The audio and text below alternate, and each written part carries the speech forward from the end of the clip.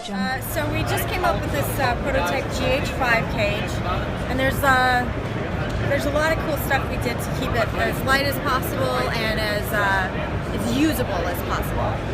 One of the main things is we attached the cage here where the strap normally attaches. Steve can tell you a little bit more about the actual mechanism there. What's important here is that if you don't connect the cage to the actual camera, you're going to have this rocking motion, you know. And I mean, I'm not a huge cage fan, and this to me is like a kind of no cage because you really don't see it. It's some of the killer features about it. And again, this is a Jens product. I didn't have too much to do with it. Yeah, it kind of released me from this tripod. He's built it so that if you're using one of our VCT plates, you can just remove the red plate and use this built-in plate on the bottom. You can see this dovetail in here. Slides right in. But look what he's done here. You can get at the battery. Yep. He's got the cage, so you can't see it, but he has one of these, what's this thing called? A Metabones. He has a built-in support for the Metabones adapter. That's on the cage, so that, you know, it's a lot of people... itself, so you don't have to use the foot. Yeah, or if they're using rods or something, it gets very difficult to just be able to go in, you know, all of a sudden I want to start shooting, you know, the Metabones it's attached. You know, in this case, I can do low mode shooting with this hand like this. I can do stuff like that.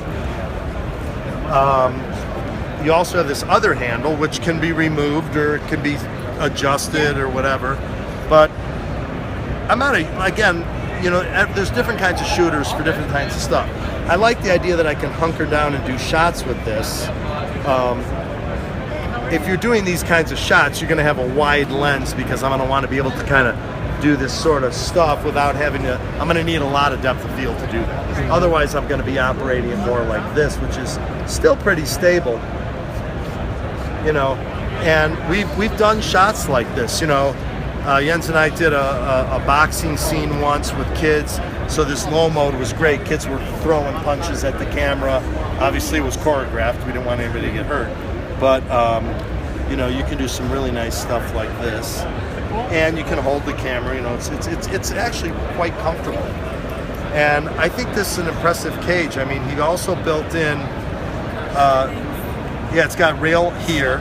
It's got a cold shoe here. Cold shoe there. It's got lots of mounting points, and he actually built it so that it works with their XLR adapter. This can come off, but it all, you can get it everything with it. I can get it all these buttons and here. And this is great. You can actually do this. You can, you know, a lot of these, they build stuff in where you can only use this, you know, where you flip it around like that. And that'll be more adjustable as well. And he's got a cable pinching device in here to prevent... The cable pinching device actually screws into the camera. So if there is a reason that you couldn't use the cage, like on a gimbal or on a jib or something, you can still use that HDMI pincher. You know, and everything pops off. You can remove all these parts. Boy, he did turn down on that. Ouch. There we go. Glad you're the one doing it. There we go. You know, all the parts come off, so this thing can get smaller if you need it to be. Right.